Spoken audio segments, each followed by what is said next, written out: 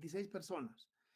A ver, hasta ahora lo que hemos mostrado a ustedes es el tema este de las diferenciación entre grupos de valores secuencialmente observados, series de tiempo, que pueden o no ser dependientes. Hemos quedado también que cuando la serie presenta dependencia, un método a aplicar sería el método estocástico, y cuando la serie presenta independencia, podemos aplicarle un método probabilístico.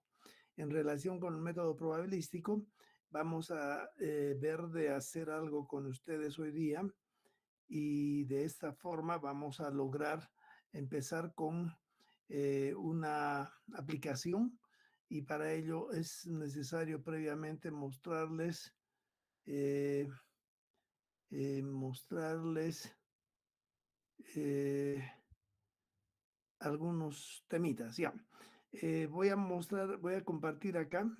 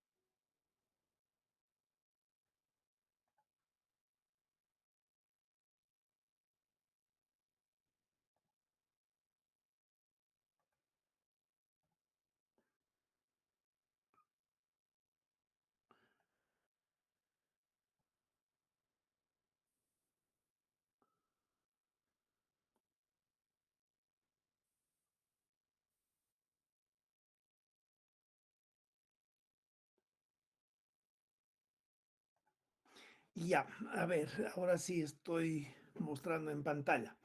De esta pantalla nos vamos a quedar simplemente con eh, la parte de los datos, que son con los cuales vamos a trabajar. Solamente vamos a mostrar los datos. Y ya. Fíjense que estos datos que están en la pizarra provienen de observaciones que han sido realizadas durante los años 79 al 99. Eh, Vamos a ver si logramos, paralelo a esto, mostrar a ustedes. Y ya. Primero vamos a ver cuándo es que tenemos que aplicar la ley normal y cuándo es que tenemos que aplicar una ley diferente. Para ello podemos directamente mostrar la diferencia que existe entre diferentes leyes de densidad. Ya. Cuando tenemos una variable edad, ya lo hemos explicado, pero vale la pena que volvamos a repetir. Tenemos valores de edad: la primera persona 17 años, la segunda persona 19, la tercera persona 23, y la persona número 700, por decir, 23 años también. Y cuando queremos eh, contestar a dos preguntas, la primera sería si la serie es independiente idénticamente distribuida, ¿no es cierto? Y la segunda pregunta es ¿qué función de densidad utilizar? ¿No es cierto? En la primera pregunta, la forma de identificar si ese grupo de 700 valores presenta o no dependencia, lo vamos a ver después a través de una técnica bien especial, pero en principio podemos intuitivamente aceptar que esta variable presenta independencia. Una vez que aceptamos que la variable es I y D, entonces vamos a poder aplicar un método probabilístico. Método probabilístico. Y cuando decidimos aplicar un método probabilístico, tenemos eh, siempre, en nuestro caso probabilístico, en el tema de hidrología, hemos dicho que tenemos tres leyes: la ley normal, la ley uniforme, y vamos a ver una siguiente ley a la que le llamamos ley de Gumbel. ¿Cuándo es que aplicamos una ley de Gumbel? Ya. Si los datos con los que estamos trabajando se pueden representar a través de la campana de Gauss, decimos que es la ley normal que tenemos que aplicar. Cuando los datos presentan un histograma de frecuencias que es rectangular, entonces tenemos la ley uniforme, y finalmente tenemos una tercera ley, la cual no es simétrica y más bien tiene el pico apegado a la izquierda. En los tres gráficos hemos dicho que en la horizontal tenemos la variable, por ejemplo, normal, obviamente la edad hemos quedado en que se distribuye normalmente. El resultado del tiro del dado se representa a través de una ley uniforme, y en el caso de la ley de Gumbel vamos a dar el ejemplo de unas crecidas de un río.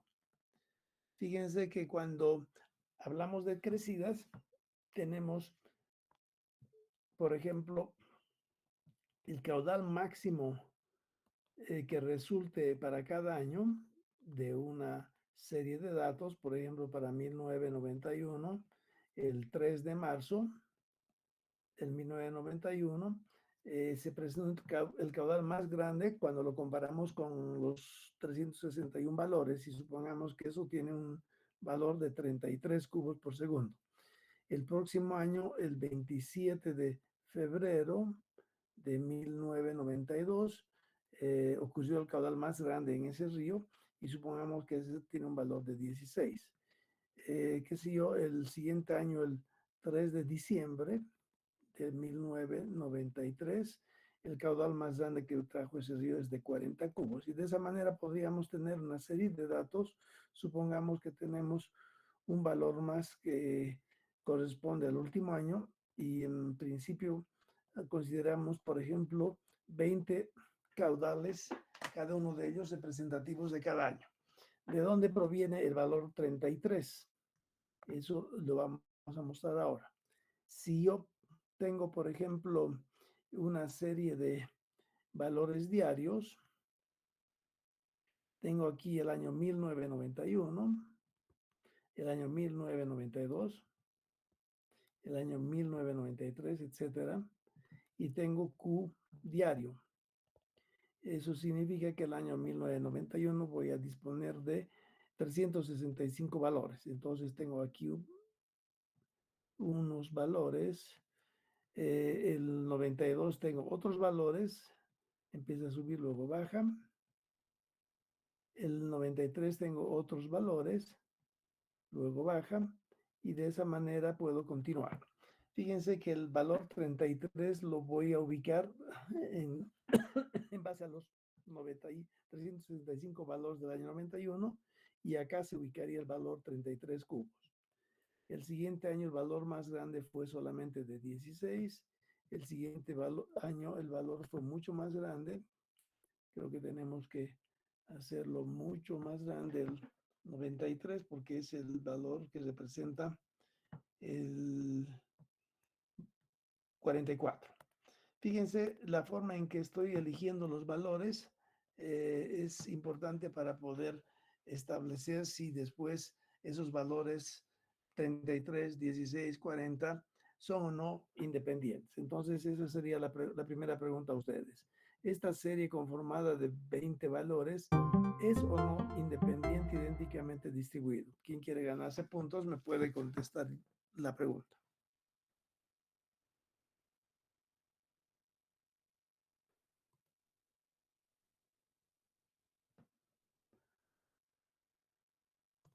¿Alguien sabe la respuesta?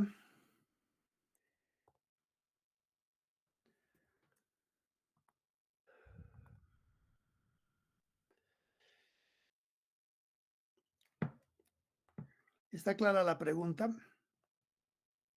¿Puede volver a repetir, por favor, Inge? Ya. Voy a trabajar con esta serie de datos.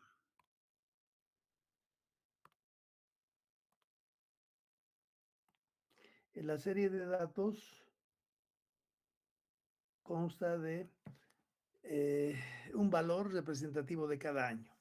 Y en esta ocasión lo que voy a hacer es considerar para el primer año, por ejemplo, 1991, los 365 valores de caudal diario observado, ¿no es cierto? Obviamente, si tengo 20 años observados, quiere decir que tengo 20 veces multiplicado por 365 valores, ¿no es cierto? Y lo que voy a hacer es extraer para cada año el caudal más grande que ha sucedido. En ese caso, si recorro todo el año 1991, resulta que el 3 de marzo de ese año sucedió el valor más grande y este fue de 33 cubos por segundo. Me voy al siguiente año, 1992, y durante el 1992 también recorro los 365 valores y el valor más grande que yo hallo de 16 cubos sucedió el 27 de febrero del 92, ¿no es cierto? Y de esa manera yo tengo que recorrer para cada año los 365 valores e identificar el valor más grande. En consecuencia, al final yo voy a contar con una serie de 20 valores, porque tengo 20 años a nivel diario. 20 valores, cada uno de ellos es el caudal máximo de cada uno de los años. En base a eso, entonces la pregunta a ustedes sería, esta serie 33, 16, 40, etcétera, hasta llegar al valor número 20, ¿es una serie independiente, idénticamente distribuido? Si no, ¿por qué?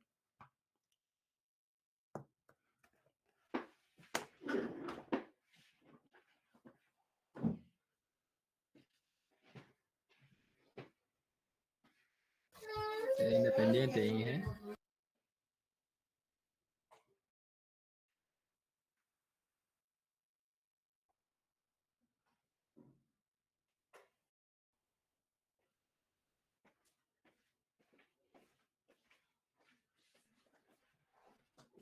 Sí, sería independiente porque no está dependiendo de los otros años.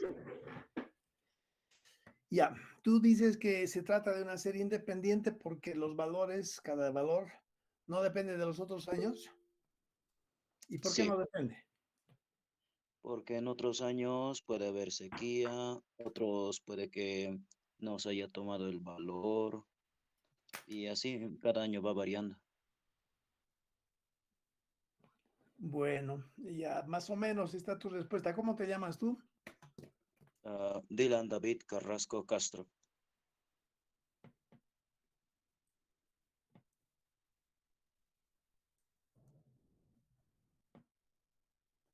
Dylan David Carrasco Castro. Ya, tienes No, Carrasco Castro. Dylan David Carrasco Castro, Castro, ¿no? Ya, correcto. ya, más o menos está bien la respuesta.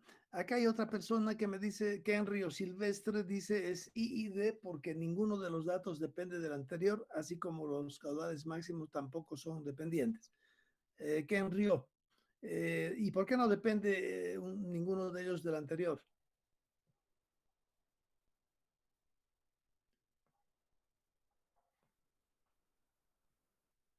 Ken Río Silvestre, ¿nos estás escuchando? Bueno, Kenrio Silvestre ha dejado una nota en el chat. Él dice que sí es independiente y yo le estaba preguntando a él por qué es independiente. Ya, entonces Kenrio también le daremos nomás 2 puntitos. Kenrio Silvestre, Guzmán Pereira.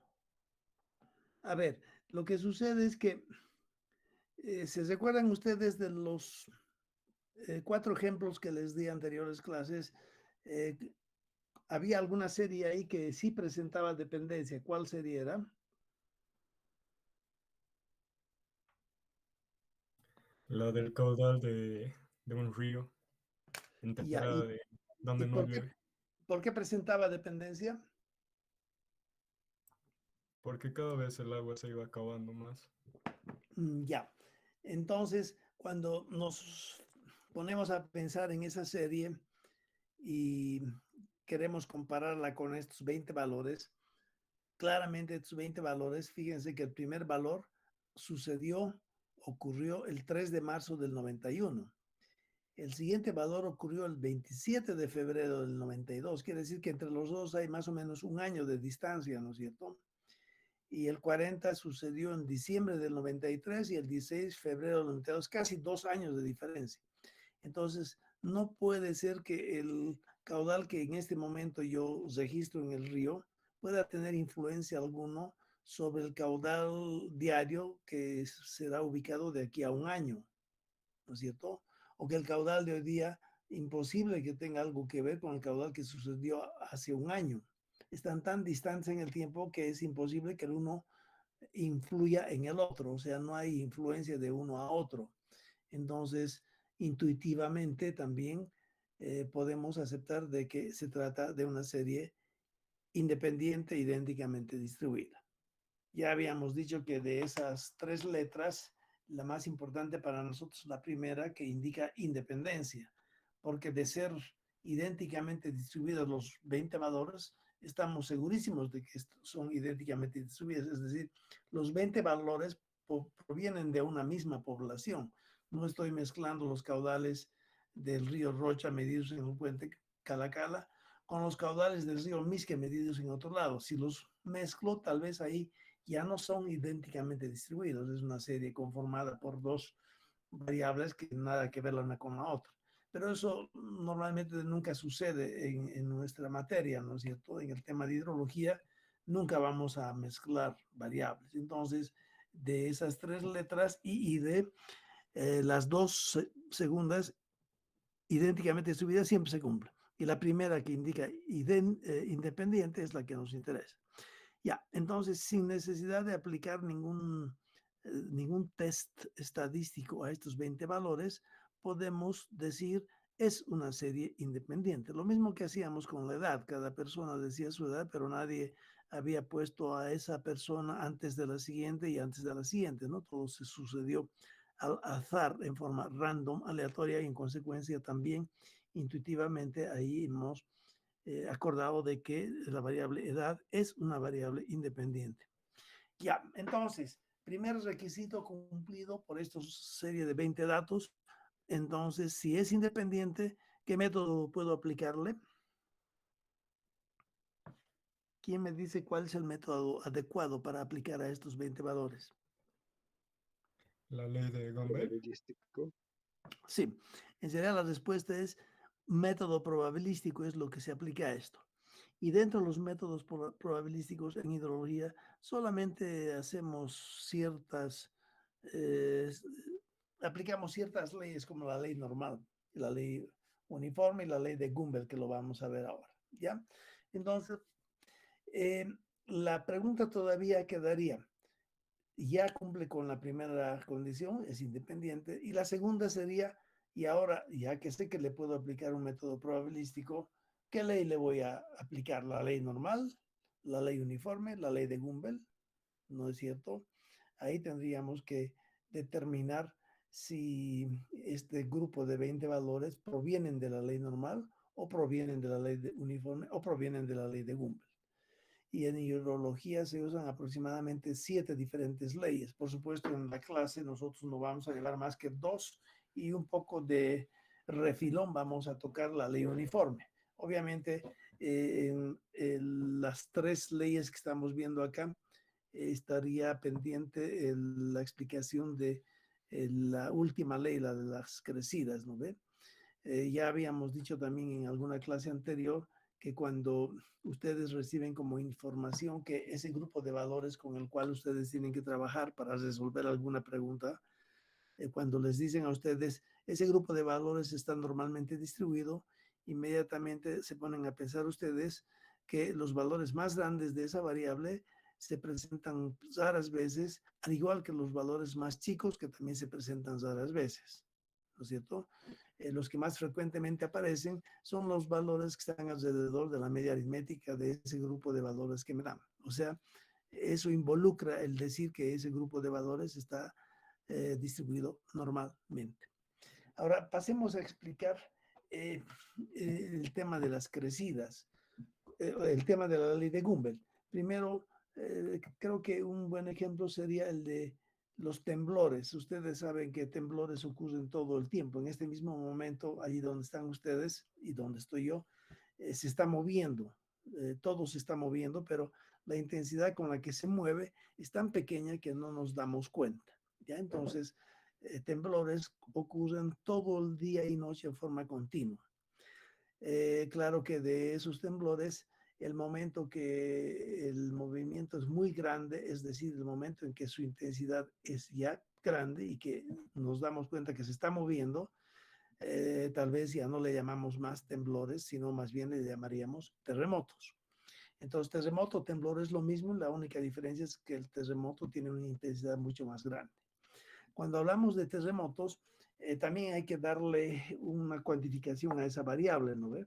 Al igual que los datos del dado, tiro de un dado van de 1 a 6, o de las edades que van de 14 añitos hasta los 40 años, más o menos, la variable terremoto tiene que ser especificada, caracterizada por un valor al que le llamamos intensidad en la escala de Richter, ¿no es cierto? Hay más escalas, pero si hablamos de esa escala, esta va más o menos desde el valor 1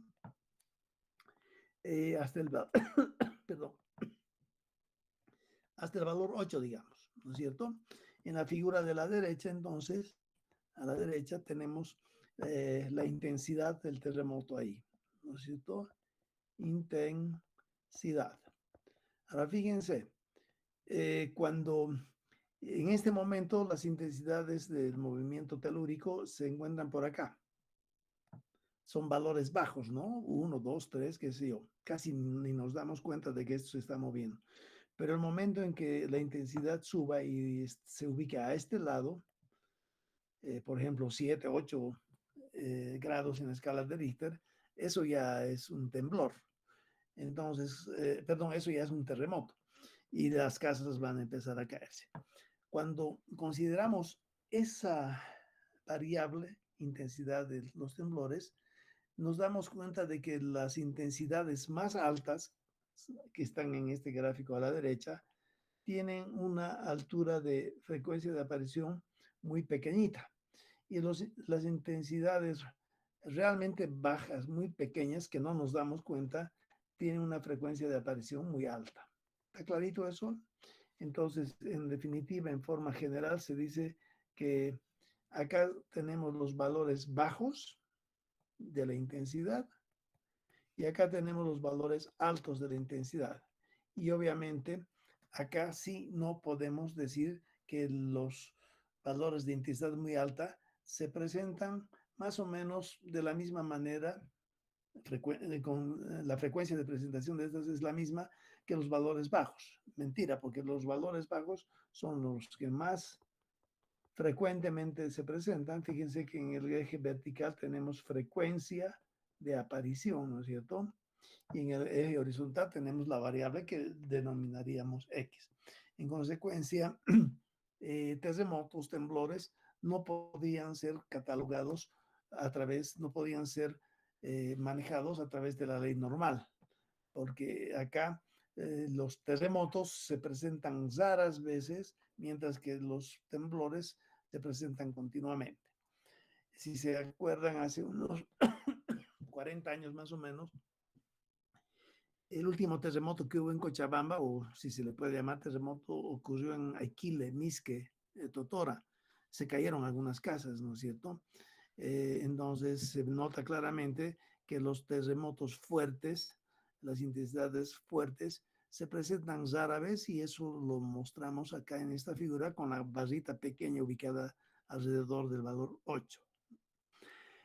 Entonces, la diferencia entre esta ley y la ley normal es que esta que estamos viendo en la pizarra y que le llamamos Gumbel, es que esta no es simétrica y más bien tiene el pico de la curva más pegado a la izquierda. Eso significa que los valores bajos de esa variable que estamos analizando son los que más frecuentemente aparecen. Lo mismo sucede con las crecidas, ¿no es cierto? Acá tendríamos una otra línea horizontal, crecidas. Y las crecidas obviamente también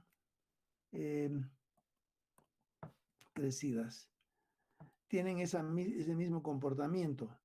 Las crecidas más altas que se ubican en esta zona a la derecha son las que raras veces se presentan. En cambio, las crecidas se me ha perdido, creo que está por acá. Las crecidas más pequeñas son las que más frecuentemente aparecen. Ejemplo de ello es inundación que hubo del río Rocha en la zona de entre el puente de Quillacollo hacia Quillacollo. Hubo una inundación hace unos 50 años más o menos, en la que se desbordó el río Rocha en esas zonas y inundó a ambos lados. Y bueno, hubieron nomás un montón de casas que se habían caído. Entonces se declaró emergencia en Cochabamba y se formaron cuadrillas de rescate de lo que podían rescatar. Entonces, esa crecida en el río Rocha sucedió hace 40, 50 años y fíjense, después de esos 40, 50 años no ha habido más otra crecida fuerte que se presente.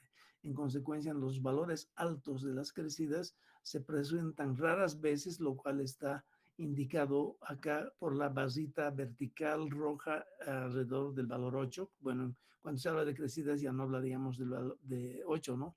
Tendríamos que hablar de metros cúbicos por segundo. En cambio, las crecidas que presenta el río Rocha, cada año hay una crecida, obviamente. El valor más grande de este año, vaya uno a saber cuándo sucedió, pero ha sido un valor muy pequeño, ni nos hemos dado cuenta. En conclusión, crecidas, terremotos, temblores son ejemplos de variables que no se distribuyen normalmente y más bien se distribuyen de acuerdo a esa forma de función de densidad que el señor Gumbel se ha encargado de darle su ecuación, al igual que el señor Gauss encontró una ecuación para la variable normal reducida y esa ecuación resulta en una campana simétrica. Ya, entonces, fíjense que en este momento tenemos ya entonces clarito que eventos extremos como las crecidas, como los terremotos, y después pueden haber más ejemplos, son descritos no a través de la ley normal, sino a través de la ley de Gumbel. Entonces, resumiendo, las funciones de densidad, esta sería una simétrica, le llamamos Gauss. Esta sería una otra función que le llamamos Gumbel, por ejemplo, no es simétrica. Y hay una otra función también que podría ser algo así. Fíjense en esta última, se dice que los valores altos que se ubican aquí a la derecha, los valores altos de la variable, son los que más frecuentemente aparecen, se presentan. Por eso la altura de esa barrita está muy grande. En cambio, los valores bajos de esa variable que estamos considerando son los que apenas aparecen. Normalmente ni aparecen los valores bajos, pero los altos continuamente son detectados, se presentan. Entonces, fíjense, en forma conceptual podríamos decir que ya tenemos una noción de lo que son diferentes leyes, ¿no es cierto? Fíjense, ambas son no simétricas. La una está con el pico a la derecha, la otra con el pico a la izquierda, y obviamente tenemos la ley normal que es parejita, es simétrica, y entre esas tres que están viendo en la pizarra pueden aparecer un sinfín de otras formas de curvas, y todas ellas son función de densidad, y todas ellas se utilizan para describir probabilidades en base a los datos observados. La manera de aplicar el método para resolver problemas es exactamente la misma en cualquiera de esas curvas, de esas funciones de densidad. Entonces, una vez ustedes comprendan cómo funciona esto, ya saben que cualquier ley que se utilice en hidrología, pueden aplicar la misma técnica. Lo único que varía es la forma de la curva y nada más. ¿Hasta ahí hay preguntas?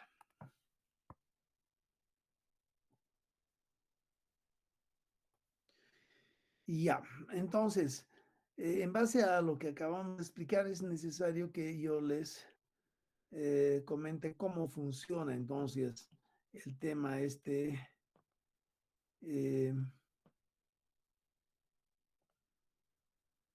de la técnica para aplicar lo que es cualquiera de estas leyes. A ver, fíjense que en esta pizarra tenemos esos datos con los que vamos a trabajar. Son valores de caudal.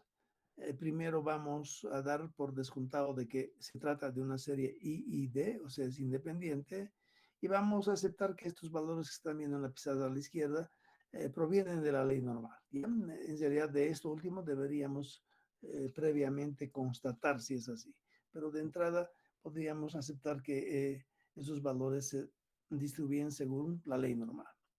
Ahora fíjense, siempre cuando ustedes consideran toda una serie de tiempo como la que está ahí en la pizarra a la izquierda, tienen que identificar los valores más grandes y más pequeños. Fíjense que el valor más pequeño de esta serie es 3 cubos y el valor más grande es 11 cubos, ¿no es cierto? Y a partir de ello voy a hacer una inferencia estadística. Entonces, si se fijan, la pregunta a ustedes sería considerar el valor 12 y hallar la probabilidad de que en cualquier año el caudal que traiga ese río sea mayor que 12 metros cúbicos por segundo. ¿Ya? Si ya nomás quisiéramos hacer una estimación a ojo de cuán grande es la probabilidad de que en cualquier año ese río traiga un caudal más grande de 12, ¿ustedes qué me contestarían? ¿Será un valor muy grande, muy pequeño, una probabilidad grande, probabilidad pequeña? ¿Y por qué además gánense puntos otra vez? Sería pequeña y ¿Por qué va a ser pequeña? porque aunque no presentan alguna relación o son independientes, no hay nada que nos asegure que no va a aparecer esos 12 o incluso mayor. Ya. En realidad, ¿cómo te llamas vos? Amílcar Ballesteros Inge. Ya tienes 2 puntos. Amílcar Ballesteros. Ya. En realidad, una forma de explicar sería si toda la vida ese río ha traído caudales menores de 11, ¿no es cierto? Porque 11 es el más grande. Y ahora viene alguien y me dice, ¿qué probabilidad tengo de que el próximo año, por ejemplo, próximo año, ese río me traiga 12? Si nunca ha traído más que 11, y de pronto alguien quiere saber qué probabilidad tengo de que algún año ese río traiga un caudal mayor a 12. Fíjense que en la pregunta estoy diciendo qué probabilidad tengo de que en cualquier año, subrayado, en cualquier año, ese río me traiga un caudal más grande que 11. Cuando digo más grande que 11, va a ser 11,1, 11,2, 12, 13, 14, cualquier valor con tal de que sea más grande que 11. Entonces, por supuesto, si toda la vida ha traído valores menores a 11 y que ahora de pronto traiga un valor más grande que 12, entonces su probabilidad tiene que ser ínfima, muy pequeña, ¿no es cierto? Ahora, la pregunta también es, en, en la pizarra, por supuesto, estoy mostrando sus valores y se les llama valores muestrales porque no cuento con la población. Si en lugar de esos valores yo tuviera edades y tuviera, por ejemplo, 700 personas encuestadas, tengo 700 edades, y la edad más grande que uno de ellos me ha dicho es de, por ejemplo, 40 años. Entonces, a partir de ese grupo de 700 valores donde el más grande es 40 años de edad, a partir de ello también yo podía preguntar, ¿qué probabilidad tengo de que al azar entro a la U y al primero que agarro le pregunto su edad? ¿Qué probabilidad tengo de que esa persona me conteste que tiene más de 40 años? Otra vez la respuesta de ustedes va a ser de la misma forma, ¿no? Poco probable, ¿no es cierto? O tal vez podría decir, no, imposible. No puede haber nadie más de 40 años. Está bien sostener con 100% de certeza de que la edad más grande en San Simón sea 40 años. ¿Qué opinan ustedes? Es probable. Es probable, ¿no es cierto? Eh, obviamente, porque solamente tengo 700 encuestados. Si tuviera 1000 encuestados, tal vez ya va a aparecer alguien que tiene más de 40 años, ¿no es cierto? ¿Cuándo será que puedo estar 100% seguro de que ningún estudiante en la universidad tenga más de una cierta edad? ¿En qué casos que yo podría 100% con 100% de certeza decir nadie tiene más que tal edad? Cuando se preguntan a todos los estudiantes, No, cuando tengo en mi poder la población estudiantil, ¿no es cierto? Hemos dicho ya esto en alguna clase pasada. En este momento existen 73,000 estudiantes, por decir algo, ¿no ve? Inscritos. La población de San Simón, 73,000 estudiantes. Si yo me doy el trabajo de preguntar a registros que me den las edades de los 70 y tantos mil estudiantes, y ahí hallo de que la persona más vieja es 50 años de edad, alguien que esté inscrito no sé en cuál carrera, entonces yo puedo decir con 100% de certeza, puedo afirmar que nadie en San Simón excede los 50 años. ¿Están de acuerdo? Ahí sí puedo hablar de 100%. ¿Por qué? Porque estoy basándome en mi aseveración, me estoy basando en la totalidad de alumnos en la población. En cambio, cuando solamente tengo 700 encuestados y el más viejo tiene ahí 40 años, no puedo sostener con 100% de certeza que alguien en, en San Simón no exceda los 40 años.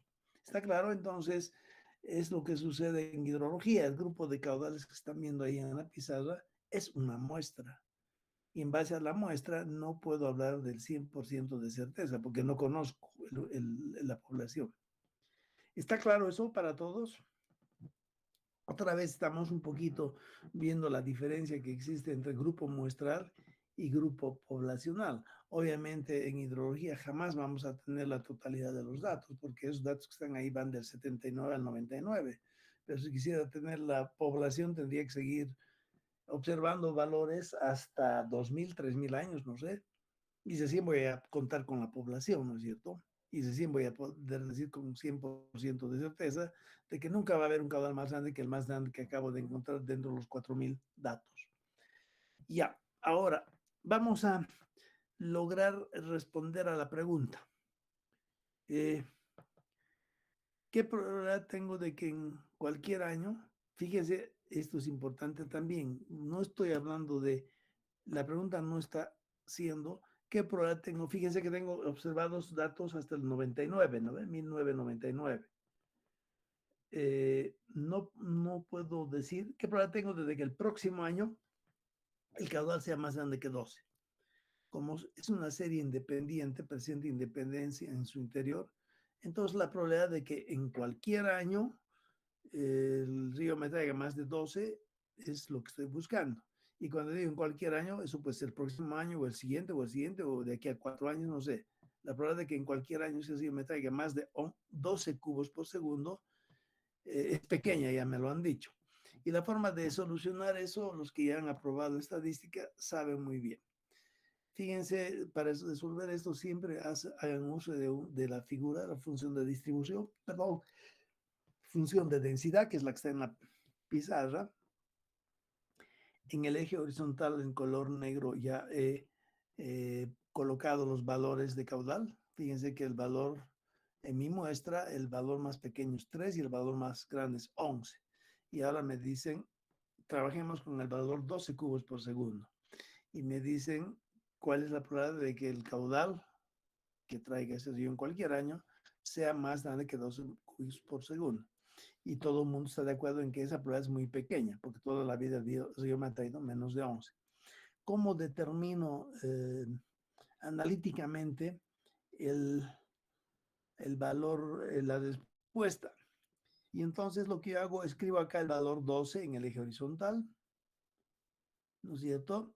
Ese valor 12 me da lugar a una línea vertical, color rojo, y esa línea vertical divide la campana de Gauss en dos áreas. La primera área está a la izquierda del valor 12 y la otra área está a la derecha del valor 12. Las dos áreas sumadas tienen que dar exactamente igual a 1 porque cuando Gauss ha identificado esta curva, la ecuación de esta curva lo ha hecho de tal manera que cuando integro esa curva desde el límite inferior que empieza en menos infinito acá, y termina en más infinito a la derecha, cuando yo integro entre esos dos límites, el resultado sale 1. Entonces, él se ha dado el trabajito de identificar alguna forma de curva cuya integral, es decir, cuya área debajo de la curva salga exactamente igual a 1. Pero esa curva la ha establecido él no para el caudal, no para las edades, no para temperaturas, no para cualquier variable que estemos considerando. Como hay miles de variables en la naturaleza, simplemente él ha preferido trabajar con un valor adimensional. Entonces, el valor 12 puede ser convertido en otro valor acá que ya no le voy a llamar caudal, sino le voy a llamar z, de tal manera que z es adimensional. Para ir del 12 a ese valor, simplemente al valor 12 le resto la media y divido eso entre sigma. Si se dan cuenta, el 12 tiene como dimensión metros cúbicos por segundo. La media poblacional también tiene como dimensión metros cúbicos por segundo. Y la desviación poblacional, si ustedes se fijan en la fórmula, también está expresada en metros cúbicos por segundo. Solo así, numerador dividido entre denominador resulta ser adimensional. ¿Ya? Ahora fíjense, acá estamos hablando de mu y de sigma, pero no conozco ni mu ni sigma porque no cuento con la población, ¿no es cierto? No me queda otra que hacer una estimación de mu y para ello lo que hago es saco la media aritmética a la izquierda, aquí a la izquierda saco la media aritmética y le llamo x barra. Y para la desviación estándar lo propio, hago la media aritmética y por supuesto que obtengo de esa manera el valor de desviación estándar que le voy a llamar, en lugar de sigma, le voy a llamar S para diferenciarlo de sigma y en lugar de llamarlo mu, le voy a llamar X barra. Sí, es más formalismo esto que estoy intentando decirles, ¿no es cierto? Porque X barra es la estimación de mu y S es estimación de sigma. Una vez que tengo eso, simplemente puedo obtener el Z que se refiere al valor 12, este valor Z. Y a partir de esto, necesito utilizar las tablas de la ley normal. Y las tablas de la ley normal relacionan Z con la probabilidad de no excedencias. Fíjense que a la izquierda del valor 12, dentro de la curva, hay una área y esa área se la denomina probabilidad de no excedencia. En cambio, a la derecha del valor 12, el área debajo de la curva, que ya va a ser muy pequeña, la voy a llamar probabilidad de excedencia. Y por supuesto, todo el mundo sabe que los dos sumados, es decir, probabilidad de no excedencia más la probabilidad de excedencia es igual a 1, porque el área debajo de la curva es 1. Entonces, como las tablas de la ley normal relacionan ese Z con esa probabilidad de no excedencia, con tal de ingresar en la tabla con Z, yo salgo de la tabla con probabilidad de no excedencia y como el resultado que estoy buscando está dado por el área a la derecha del valor 12, entonces 1 menos esa probabilidad de no excedencia que le voy a llamar probabilidad de excedencia, me va a dar la respuesta que estoy buscando. Entonces, la pregunta es, ¿cuál es la probabilidad de que en cualquier año el río traiga un caudal mayor a 12 cubos por segundo? Otra forma de formular la misma pregunta es decir, ¿cuál es la probabilidad de excedencia del valor 12? Es decir, ¿con qué probabilidad en cualquier año 12 cubos por segundo será excedido? O sea, se trata de exceder ese caudal, 12 cubos, y con qué probabilidad logro excederlo. Por eso se le llama a esa área a la derecha, que está ahí en color amarillo, medio color ladrillo, se le llama probabilidad de excedencia. En cambio, el área a la izquierda se llama probabilidad de no excedencia. Y las tablas lo que nos dan es la relación que existe entre esa probabilidad de no excedencia y el valor Z. ¿Hasta ahí hay alguna pregunta? Ninguna, ¿verdad?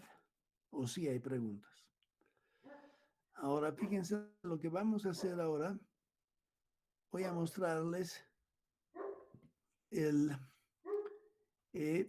la tabla esa de la ley normal, que la tengo por acá, tabla normal, fíjense.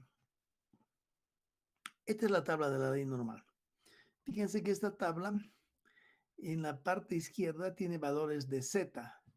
Si se fijan, estos valores de Z empiezan en 3, menos 3.7, menos 3.5, menos 2.8, menos 2.1, menos 1, llegan hasta 0 y continúan creciendo.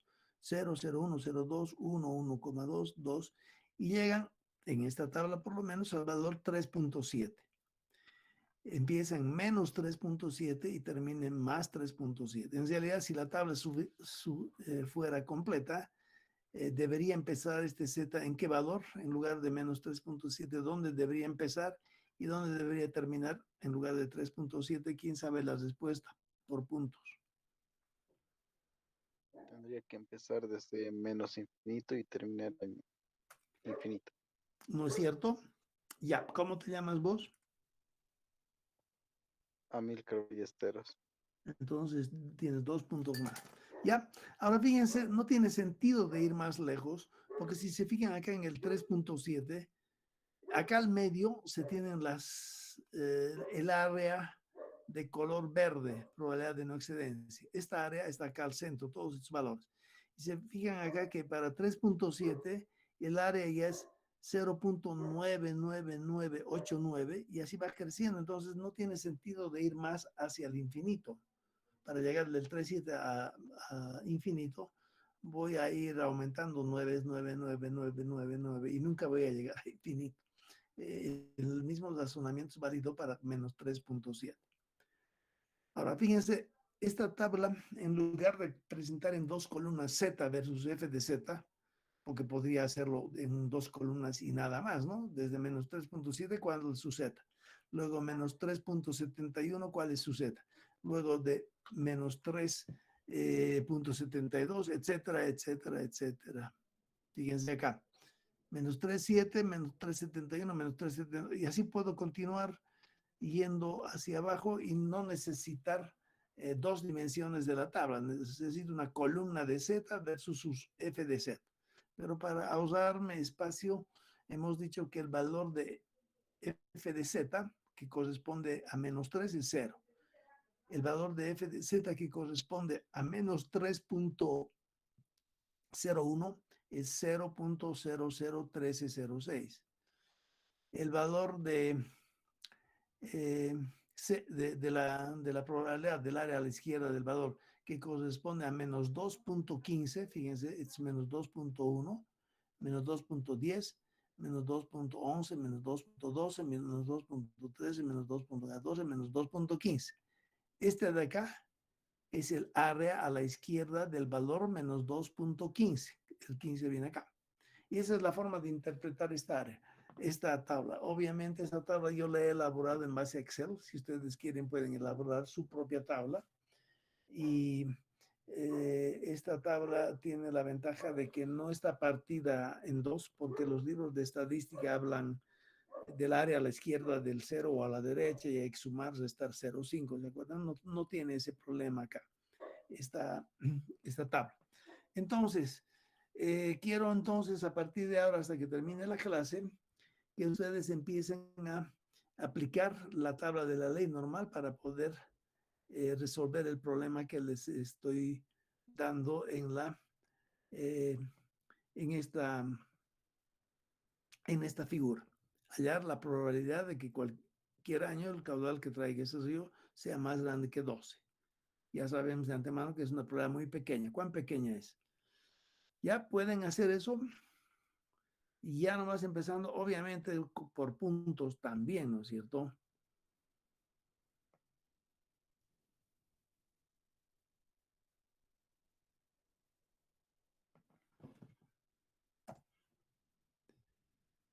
La tabla que la están viendo en la pizarra la estoy subiendo en este momento al pizarrón, al Classroom.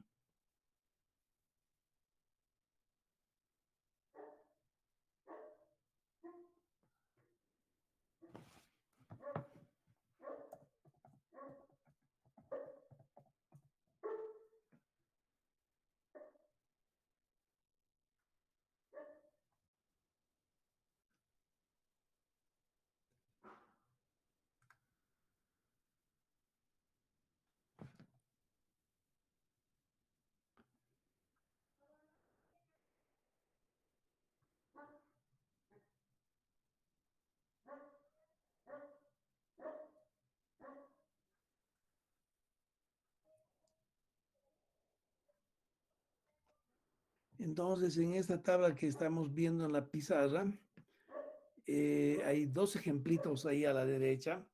Cuando queremos hallar el Z que corresponde a una área de 0,9, si hacen todas las cosas correctamente, resulta que Z sale 1.28.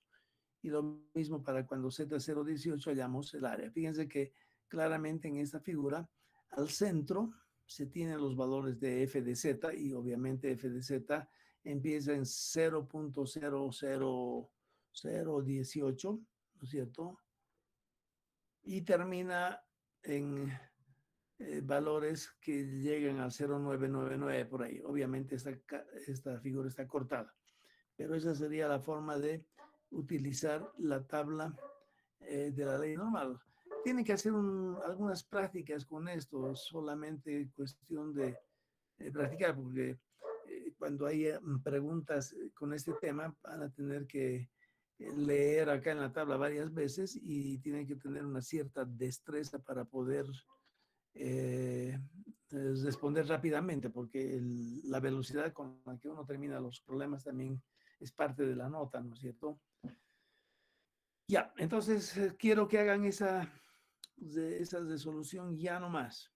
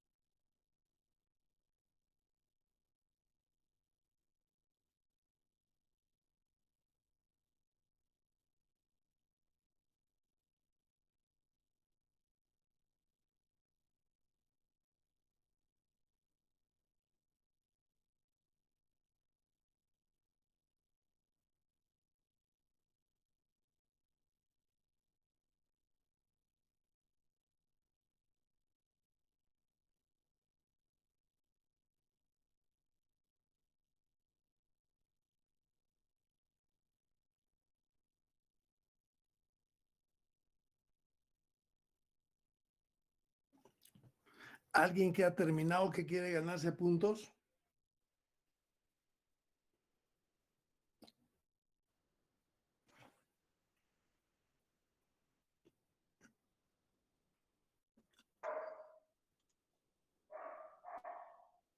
Mm.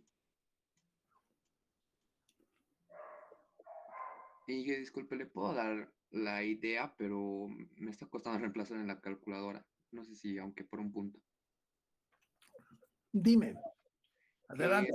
los datos que nos dio del caudal por los años, podríamos reemplazar en la calculadora con una función que no recuerdo muy bien para calcular sigma y mu, que son la media y el coeficiente de variancia de una distribución. Luego podríamos reemplazar en la fórmula de z igual a x menos mu, todo eso divide entre sigma, y luego buscar ese valor en la tabla z que nos proporcionó. No sé si está bien la idea o está mal. Está bien, pero ¿y por qué no lo haces? Ahorita es que estoy intentando reemplazar en la calculadora Inge y estoy recordando cómo se reemplazaban los valores, ¿verdad? Que se ponía una tabla y luego botaba la media y sigma igual. Ese tipo de operaciones tienen que empezar a practicar porque necesitamos mucho uso de calculadora para muchos temas más. El cálculo de la...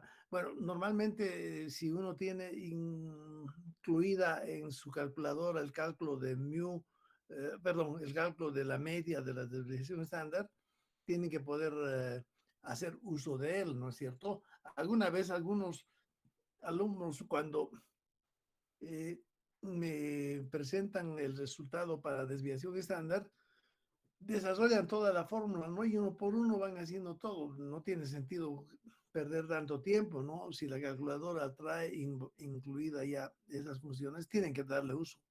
Lo que también tienen que poder hacer es regresión lineal con las calculadoras, lineal potencial, logarítmica, alguna exponencial, creo, ¿no?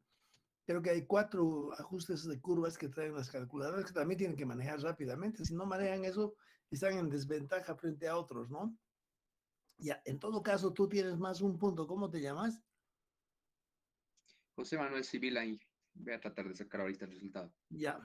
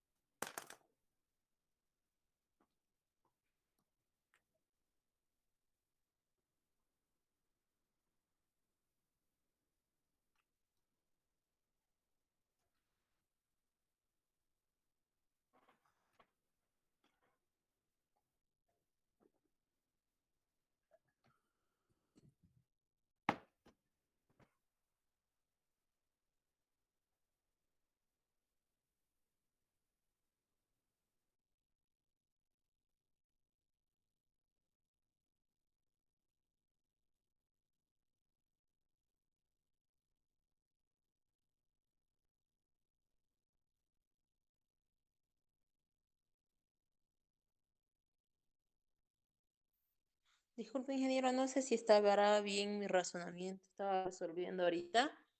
¿Le explico lo que hice hasta ahora?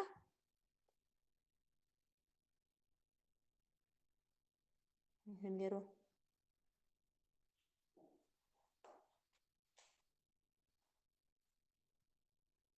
¿se escucha? Sí, yo la escucho bien. Adelante. Ah, ya. La pregunta es hallar la probabilidad de que en cualquier año el caudal sea mayor que 12 metros segundo al cubo, ¿no ve? Exactamente. Ingeniero. Sí. Ya. En base a eso hay una fórmula con 21, hay 21 datos de caudales. Reemplazando en la fórmula todo, hallo el valor de la media, hallo el valor de la desviación estándar. Teniendo esos valores, hallo el valor de Z, Ya. ¿verdad? Y teniendo el valor de Z, lo traspaso en la tabla y hallo el valor F de Z. Y mi valor Z ha sido 2,6108. Eso lo traspaso en las tablas del 2,6 y me voy a la línea directamente del 0,01, ¿no ve? Y ahí ya hallo mi valor F de Z entre los dos próximos. Mi valor F de Z es igual a 99,404,75. Ahora, este f de z tendría que multiplicarlo por el 100%, ¿no ve? Para Ya. hallar la probabilidad. Sí, Multiplicándolo por el 100% me sale la probabilidad de 99,404%. ya. Probabilidad de que el caudal sea mayor a 12 metros cúbicos, metros segundo al cubo. Todo está correcto, excepto la última partecita. Lo que acaba de calcular 99,4, si está Ujú. viendo la pantalla, es esto de acá. 99,404, algo así, dice, ¿no ve? Sí.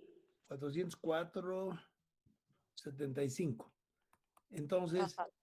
esa área verde es 99%. Entonces, la probabilidad de que en cualquier año el río me traiga un caudal de 12 o menos es 99%. En cambio, Sí. la probabilidad de que en cualquier año el río me traiga un caudal mayor a los 12 va a Es la ser diferencial 100. 100 menos esto, ¿no? Que sale 0, algo, me imagino. Entonces, 100 menos ans es igual a 0,59525. Me imagino que sí. Ya está correcto. Entonces, Litsi Ángela Ledesma, ¿no? Angélica Ledesma 10. Angélica Ledesma 10. Ya, tiene 3 puntitos ganados. Gracias, ingeniero. Ya, ¿de qué? Han comprendido entonces todo el mundo, creo que ahí abajo está, ¿no? F de Z es 0,999 acá. Ella ha hallado que Z, que corresponde a 12 cubos, es 2,61. Entrando en la tabla me devuelve el área a la izquierda, es decir, el área esta de acá. Probabilidad de no excedencia, pero lo que estoy buscando es la probabilidad de excedencia, la probabilidad de que el valor 12 cubos sea excedido en cualquier año. Y entonces eso se halla al restar 100 menos esto. Entonces 1 menos f de z. Fíjese que el F que estoy colocando acá es mayúscula, que me coloque ahí F minúscula, ya tiene puntos en contra. No se olviden de eso, porque ya hemos repetido varias veces la diferencia que hay entre F minúscula de Z y F mayúscula de Z. Y esto sale 0, no sé cuánto. 0, algo por ciento. Inge, sale Sí. 0,45%. Puede ser, ya. O sea, usted hace 0,994, uno menos eso, ¿no? 0, 0, 0, no sé. 4 al 10, 6, llevo 1, 2 menos 10. Al 10, 0, llevo 1 menos 10, al 10, 0. No sé si 0,40 y algo, no sé. Pero en realidad el concepto es lo que estamos intentando que comprendan, ¿no es cierto? Ya, entonces espero que todos hayan comprendido eso. Ahora, lo que vamos a hacer es sobre, no sé si sobre este mismo grupo de datos o sobre otro, yo voy a subir una práctica al Classroom. Entonces, la próxima clase del sábado, los que puedan resolver y quieran ganar puntos, inmediatamente empiezan a mostrar los resultados. Por supuesto, con esto que acaban de hacer, yo creo que no van a tener más problemas. Lo que decía más antes es que la metodología de explicación es la misma para toda ley. Fíjense que acá, por ejemplo, si tenemos, bueno, tal vez vale la pena que lo coloquen en una figura para mostrarles la metodología sigue siendo la misma con cualquier ley que uno quiera resolver este tema. Si, por ejemplo, en lugar de esa función de densidad tengo una otra función de densidad que puede ser algo así. Perdón. Y la pregunta es, nuevamente, la probabilidad la probabilidad de que la variable x, si esta es en el eje horizontal x, y acá tengo f minúscula de x, la probabilidad de que x esté comprendida entre un valor a y un valor b, ¿no es cierto? Esa sería la pregunta. Y fíjense, esta curva puede ser cualquier función de densidad, no necesariamente cualquier función de densidad, no necesariamente simétrica. En ese caso, si esta es la pregunta, tengo que ubicar acá el valor de A, por ejemplo, donde sea que tenga que estar A, y aquí el valor de B. Y la respuesta acá va a ser, ¿quién sabe cuál es la respuesta a esta pregunta? ¿Quién me puede decir por puntos?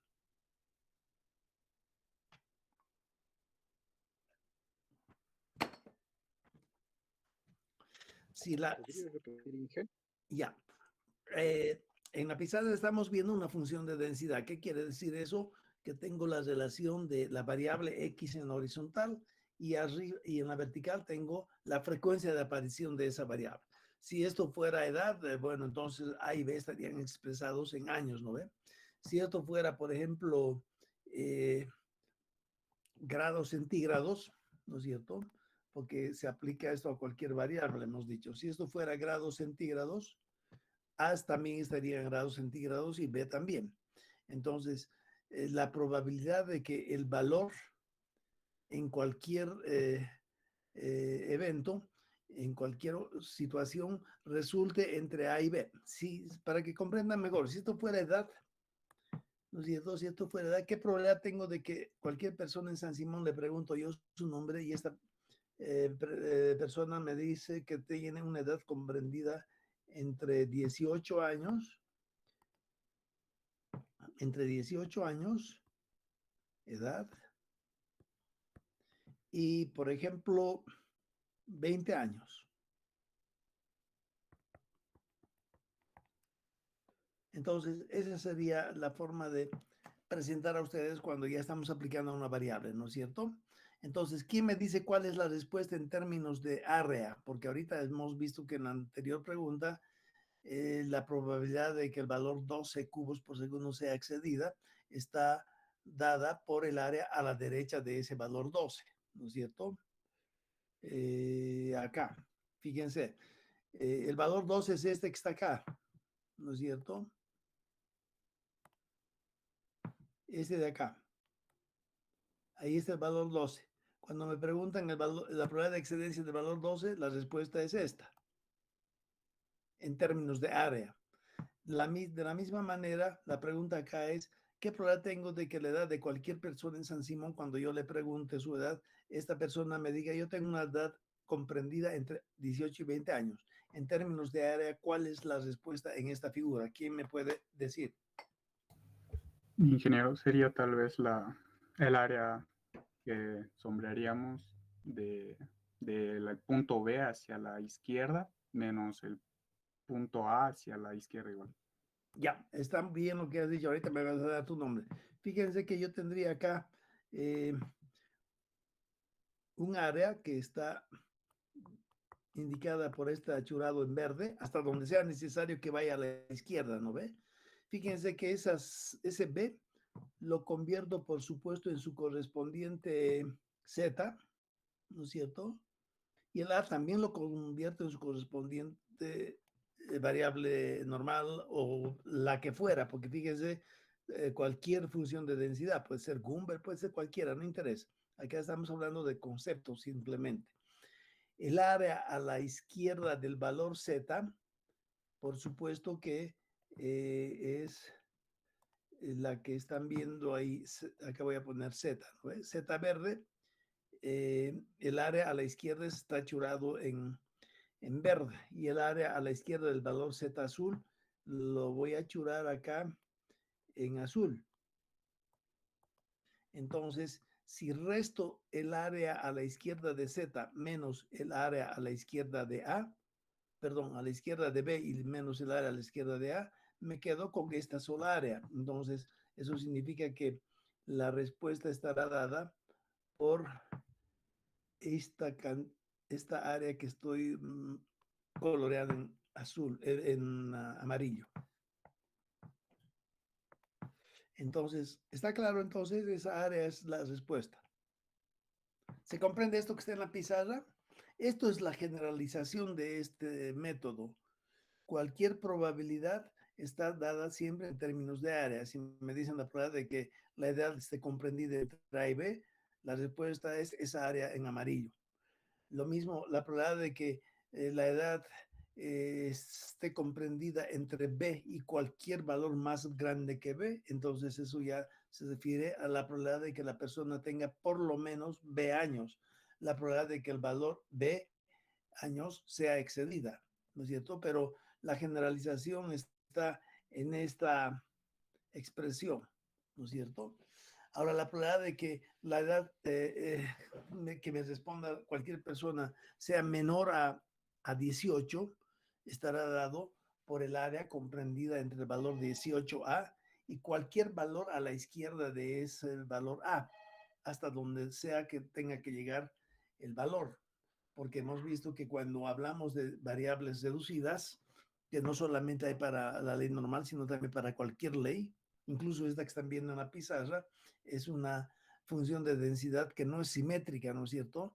Pero incluso en esta función hay formas de hallar el valor reducido que corresponde a A y el valor reducido que corresponde a B, que en este caso le estoy llamando Z azul y Z verde.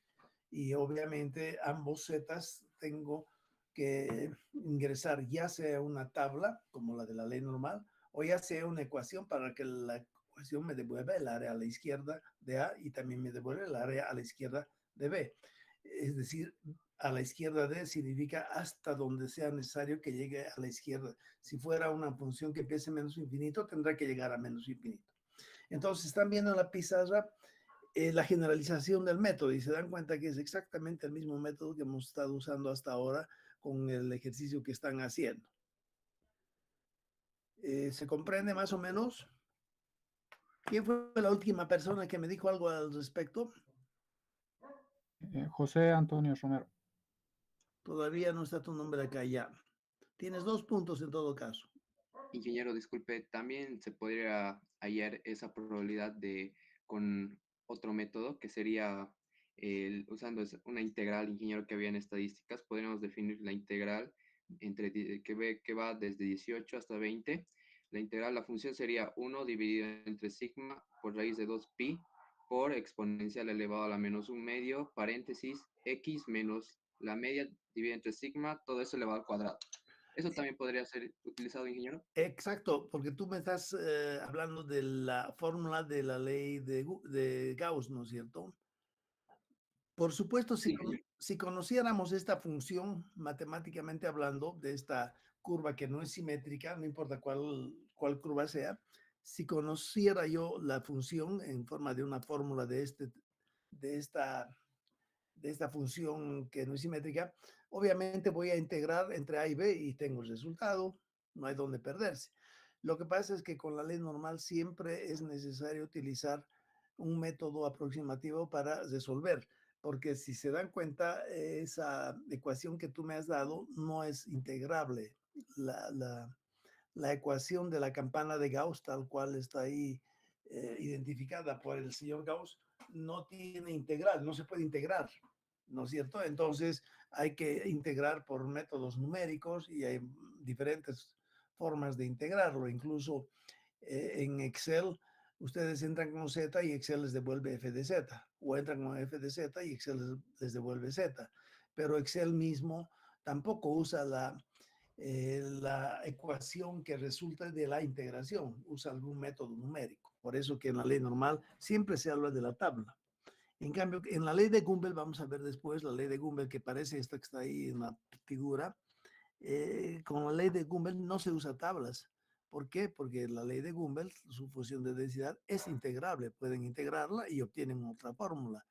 Eso quiere decir que en la ley de Gumbel, directamente la fórmula va a ser, a ver, rápidamente, bueno, no vale la pena que ahora les adelante con eso, pero en la ley de Gumbel, f de x, fíjense que aquí ya estoy hablando de f mayúscula, la integral, ¿no ve? Va a ser una expresión e a la menos x alfa por x menos x0. Bueno, ya me estoy adelantando con esto con ustedes. Fíjense, en la ley de Gumbel, esta es una variable y esta de acá es otra variable. E es base exponencial de los logaritmos neperianos, alfa y x0. Alfa es función de la media y también función de sigma. Y x0, que es este de acá, también es función de la media y sigma. Eso es Gumbel al final. Fíjense que ya les estoy adelantando. Esto ya está integrado. Fíjense, esta F mayúscula ya es el área a partir del límite inferior izquierdo hasta X, hasta donde quiera yo llegar. Esto X puede ser aquí A, ¿no es cierto? O puede ser B también. Ahora fíjense, esta expresión relaciona dos variables. O me doy el caudal, este puede ser el caudal, ¿no es cierto? Y esta es la probabilidad, una de dos. Si me doy Q, con esta expresión sin necesidad de tablas, puedo calcular el área a la izquierda de Q, es decir, la probabilidad de no excedencia. O al revés, me doy la probabilidad de no excedencia, f de x, y despejo Q. La ventaja en estos temas es que ustedes tienen calculadoras que automáticamente les devuelve, entrando con Q, les devuelve f de x. O al revés, entran con f de x y la calculadora les devuelve Q, ¿no es cierto? Esas son ventajas de las calculadoras modernas. Ya no tienen que hacer tanto lío porque para despejar Q o X acá, tendrían que trabajar con logaritmo neperiano. Si a ambos lados del signo igual le coloco logaritmo de n, me deshago del e. Después vuelvo a cambiar de signo y otra vez logaritmo neperiano, me deshago del otra vez el exponente y a partir de ahí ya tengo una expresión que me dice Q es tantas veces f de x. Pero eso lo vamos a ver después. ¿Está clarito entonces hasta ahora todo o hay preguntas? ¿Cómo se llama la última persona? José Antonio Romero, ¿no? Ya. Bueno, creo que hasta aquí hemos llegado y yo creo que nos vemos la próxima clase. No olviden de resolver el problema que voy a colgar en Classroom y los veo. Aquí Paulina Real decía, para el problema el caudal en el 12 cubos se expresa con una probabilidad de 0,45. Paulina Real, estoy copiando su nombre también. ¿Está todavía Paulina? Sí, Inge. Menos mal, pensé que ya se había ido a dormir. Ya tiene dos No, cubos. es que en ese momento tenía mi internet lento y por eso envié mensaje nomás, por chat. Ya, ok, ya tienen también 2 puntos ganados. Bueno, que les vaya bien, los veo próxima clase. Suerte con todo, por favor, cuídense. Inge, Sí, por mi idea del integral, ¿me vas a regalar un puntito? ¿dónde estás, José Manuel Civila? Ya tienes un punto, sí. Ya, gracias, Inge. Listo, no hay más preguntas. Si no hay más preguntas, nos vemos próxima clase.